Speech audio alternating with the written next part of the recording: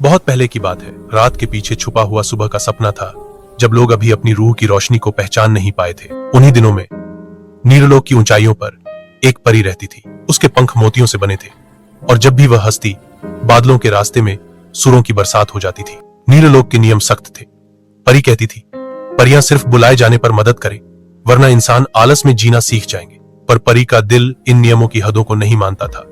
उसे हर बेचैन, उदास इंसान की आहट सुनाई देती थी, चाहे वह एक दुखी माँ हो या कोई भटका हुआ बच्चा। एक आंधी भरी रात थी।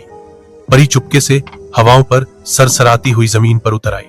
शहर की एक अंधेरी गली में छोटी मीरा के आंसू उसने महसूस किए।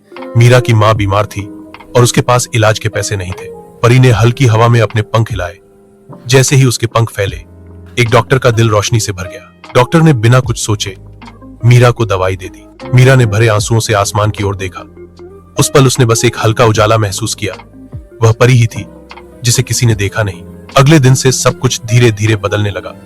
परी हर जगह थी, पर किसी को दिखाई नहीं दी।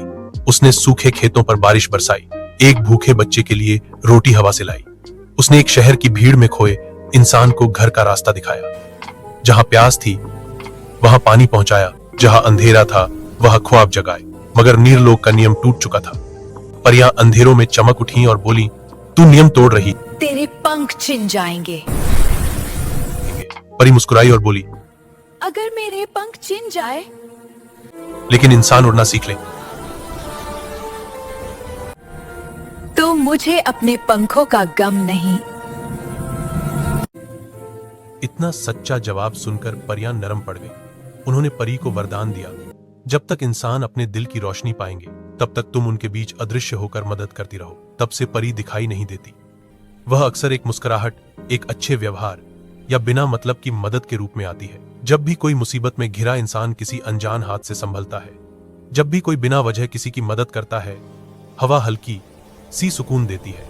जमीन और नूर के बीच अब भी वह कहानी जिंदा है, उस परी की जिसका नाम है नूर उल ऐन। Thanks for watching. Please like and subscribe.